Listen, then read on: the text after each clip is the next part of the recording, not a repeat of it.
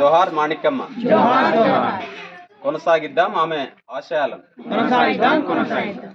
మిత్రులారా, కుల అసమానతల నిర్మూలన పోరాట సమితి ఆధ్వర్యంలో గున్ముక్ల గ్రామంలో మాణిక్యమ్మను స్మరించుకుందాం అంటే మనకు పైన కొటేషన్ పెట్టాము. మన వరంగల్లో కాళోజీ ఆయన చనిపోయాడు, కవి. 94-96 సంవత్సరాలు బతికి చనిపోయిండు. ఆయన వాస్తవంగా వాళ్ళ నాయన మహారాష్ట్ర, వాళ్ళ తల్లి కర్ణాటక. వాళ్ళిద్దరు పెళ్లి చేసుకుని కర్ణాటక నుండి మన తెలంగాణకు వచ్చి ఈ తెలంగాణ కోసం ఆయన కవితలు రాశాడు, వ్యాసాలు రాశాడు. తెలంగాణ కోసము కాళోజీ నారాయణరావు రోజు మనం తెలంగాణ భాషా దినోత్సవంగా కూడా మొన్ననే మనం చూసినాం. ఆయన ఏమన్నాడంటే, తన బ్రతుకంతా అంటే పుట్టుక నీది, చావు నీది, మధ్యలో జీవితం ఏదైతే ఉందో అది సమాజానికి. అంటే కేవలము ఒంటరిగా ఎక్కడో మనం ఒక్కరం జీవించలేము, మనుషులు ఉంటేనే జీవించగలుగుతాం. అట్లనే ఒక కుటుంబంలో తల్లి చనిపోయినా, తండ్రి చనిపోయినా, బంధువులు చనిపోయినా మనం ఎవరిని ఆధారంగా మన చుట్టూ మనుషులు ఉన్నారు అనేటటువంటి అది మానవత్వము, ప్రేమ, ఆప్యాయత మనుషుల మధ్యనే కదా, జంతువుల మధ్య కాదు కదా. కాబట్టి ఆ రకంగా ఆమె కూడా ఒక 100 సంవత్సరాలు బతికింది మాణిక్యమ్మ. ఆమె మంచి చెడు అన్నీ ఉంటాయి. మరి ఊరికే ఏదో మనం చనిపోయినప్పుడు మనందరం కలుసుకున్నప్పుడు ఆమెలో ఉన్నటువంటి మంచి విషయాలను సమాజానికి ఉపయోగకరంగా లేదా మన కుటుంబానికి ఉపయోగకరంగా ఇతరులకు, ఈ సమాజానికి అంటే ఇప్పుడు చనిపోయినప్పుడు అందరికి తెలిసిపోతుంది. మనం చనిపోయినప్పుడు చర్చ ఏం జరుగుతుంది అంటే, ఆమె చాలా ఇట్లా మనము ఈ సందర్భంలో ఇట్లా చేసింది, ఆ సందర్భంలో ఇట్లా చేసింది, ఇన్ని మంచి విషయాలు ఉన్నాయి, ఇట్లా ప్రేమను కురిపించింది, పిల్లల్ని చూసింది అని. ఈరోజు కుటుంబ విలువలు, సామాజిక విలువలు పోతున్న సందర్భంలో ఒక దగ్గర మనం తల్లి పిల్లలుగా, కుటుంబ సభ్యులుగా కేవలం మన కుటుంబము, మన కులము కాకుండా అన్ని కులాలకు సంబంధించిన వాళ్ళు, అన్ని ప్రాంతాలకు సంబంధించిన వాళ్ళు అందరూ మన గురించి లేదా మనం కష్టం వచ్చినప్పుడు, నష్టం వచ్చినప్పుడు, బాధ కలిగినప్పుడు మనం పంచుకునేటటువంటి ఒక అవకాశము, సందర్భము అనేది ఉండాలి. అది అందుకే మనం ఫంక్షన్స్ చేస్తుంటాము, పుట్టినరోజులు చేస్తుంటాము, తర్వాత దశదిన కర్మలు చేస్తుంటాము. ఇవన్నీ చేసినప్పుడు వాటిని ఊరికే ఎవరో చెప్తారు, వస్తారు, పోతారని కాకుండా మనం అంతా కలిసి ఈ మంచి విషయాలను మాట్లాడుకుని సమాజాన్ని ఇంకా ఇప్పుడున్న స్థితి నుంచి ఉన్నతమైనటువంటి స్థితికి మానవ విలువలు, కుటుంబ విలువలు పెంచే వైపుగా వెళ్ళాలని మేము చాలా తక్కువ మంది, రాష్ట్ర వ్యాప్తంగా కొన్ని జిల్లాల్లోనే ఒక 15-20 మంది ఉన్నా కూడా మా సభ్యులంతా కూడా స్వతంత్రమైనటువంటి భావాలను, ఆలోచనలు కలిగి ఉన్నారు. కాబట్టి మా సంఘంలో కుల అసమానతల నిర్మూలన పోరాట సమితిలో చక్రవర్తి పనిచేస్తున్నాడు. కాబట్టి ఆ చక్రవర్తికి సంబంధించిన కుటుంబం అన్నా, వాళ్ళ బంధువులన్నా లేదా వాళ్ళ అవ్వ ఈరోజు తల్లి స్థానాన్ని భర్తీ చేసి ఒక పెద్ద దిక్కుగా కుటుంబానికి నిలబడింది. కాబట్టి ఆ రోజు అందరూ రాలేకపోయినరు, ఖచ్చితంగా ఈరోజు అందరూ రావాలని, ఆ క్రమంలో కొంత మా అభిప్రాయాలను మీతో పంచుకోవాలని దాంతో ఈ సంస్మరణ సభ పెట్టాము. ఈ సంస్మరణ సభకు కుల అసమానతల నిర్మూలన పోరాట సమితి రాష్ట్ర అధ్యక్షురాలు Gannaram Sarojana, state general secretary Irapagu Govindu, అట్లనే చైతన్య మహిళా సంఘం రాష్ట్ర కో-కన్వీనర్ అక్క శ్రీదేవక్క, మా మిత్రుడు హైదరాబాదు చంద్రశేఖర్ రెడ్డి గారు కూడా వచ్చారు మిత్రుడు. తర్వాత ఇంకా చాలా మంది ఇక్కడ కుల అసమానతల నిర్మూలన పోరాట సమితి నాయకులు ఉన్నారు. తర్వాత చక్రవర్తి మా దాంట్లో రాష్ట్ర కమిటీ సభ్యుడు.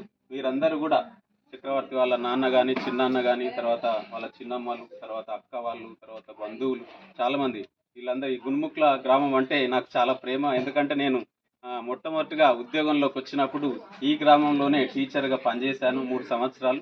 ఈ గ్రామంలో అందరూ నాకు స్టూడెంట్స్ ఉన్నారు.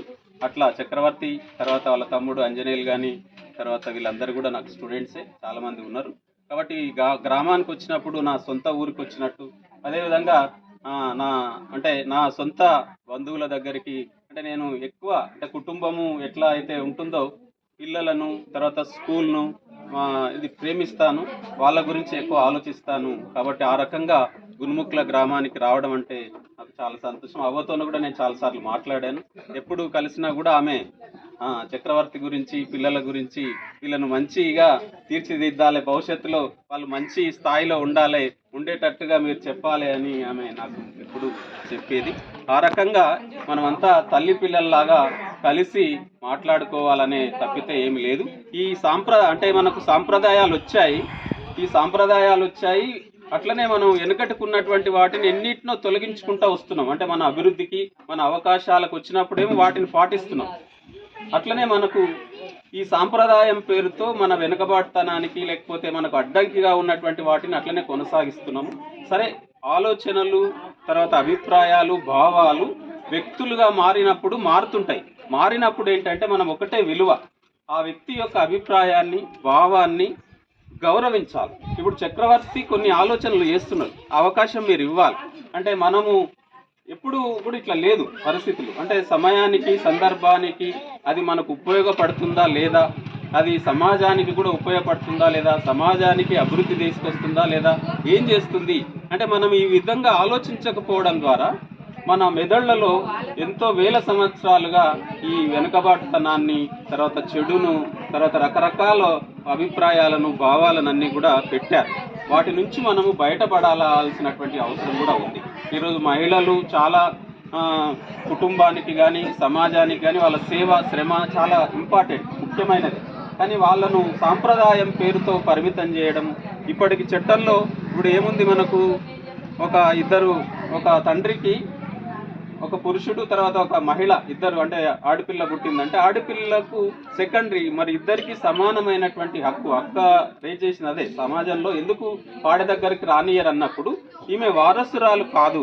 లేకపోతే ఆ వారసురాలు అంటే ఏంటి, ఆస్తికి వారసురాలు కాదు, కాబట్టి ఆస్తిలో సమానమైనటువంటి వాటా లేదు అని. ఇటువంటి ఇప్పుడు ఈ వాటాలకు సంబంధించినటువంటి విషయాలు, భూమికి సంబంధించినటువంటి విషయాల దగ్గరనే సాంప్రదాయం అనేది గట్టిగా పట్టుకుని ఉన్నది. అందుకే ఆ సాంప్రదాయాలను అట్లే కొనసాగించాలి. అంటే ఆధిపత్యాన్ని, దాని మీద ఉన్నటువంటి కంట్రోల్, నియంత్రణను కొనసాగించడానికే ఈ సాంప్రదాయాలన్నీ కొనసాగుతున్నాయి. అయితే ఆ సాంప్రదాయం మంచిదా చెడ్డదా అనేటటువంటి ఒక చర్చ మీరు ఎందుకు అబ్రప్ట్గా, మీలో ఒకవేళ ఇప్పుడు మాలాంటి వాళ్ళము ఒకరమో ఇద్దరమో ఉన్నప్పుడు మీ సమాజము మొత్తం 99 మంది మీరు ఇది పాటిస్తున్నారు. పాటించినప్పుడు 99 మంది మీరు అక్కడ చర్చలో కూర్చోండి. మేము ఇక్కడ ఒకరు కూర్చుంటాము, మేము మా విషయాలను చెప్తాము, మేము చర్చిస్తాం. చర్చించినప్పుడు ఆ చర్చకు మీరు అవకాశం ఇవ్వాలి. ఎవరైనా సరే, తల్లిదండ్రులు కావచ్చు. ఇప్పుడు నేను కూడా మా నాన్నతో కొట్లాటనే నాకు. అంటే ఆయన పూజ చేస్తాడు, తర్వాత ఏదో చేస్తాడు, అవన్నీ. ఇప్పుడు చక్రవర్తి రాశాడు వాళ్ళ నాయన, మన పెద్ద అన్న ఉన్నాడు కదా, భీమయ్య గౌడ్ అన్న, చాలా భక్తి, అవన్నీ మంచిదే. ఇప్పుడు ఆయన భక్తి ఇవన్నీ కూడా ఓకే, వాళ్ళ విశ్వాసము వాళ్ళ నమ్మకం అట్లా ఉంది.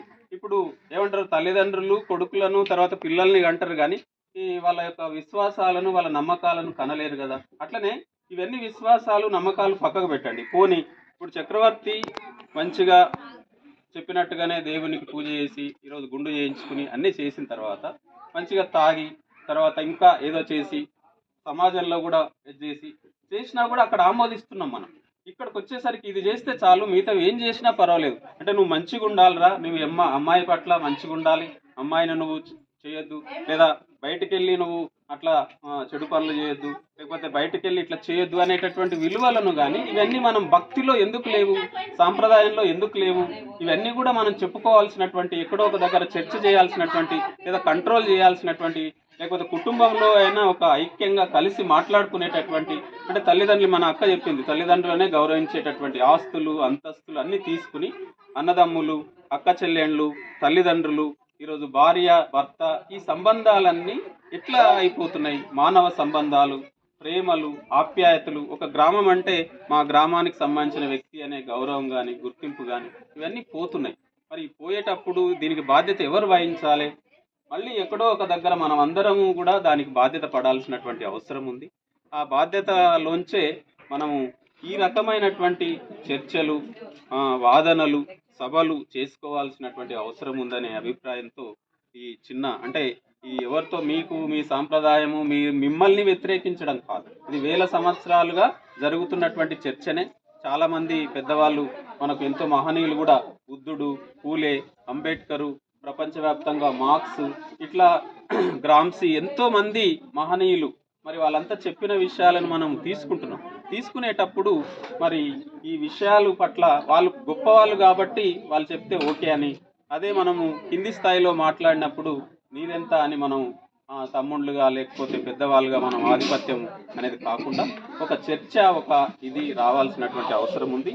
ఆ క్రమంలోనే అంటే చాలా చర్చ కూడా వస్తుంది. మేము ఇంతకుముందు కూడా సమాజంలో ఖచ్చితంగా ఆమె ఒక మహిళ అయి ఉండి లేదా ఆమె ఒక కింది కులానికి అయి ఉన్నప్పుడు తప్పకుండా కష్టజీవిగానే ఉంటారు.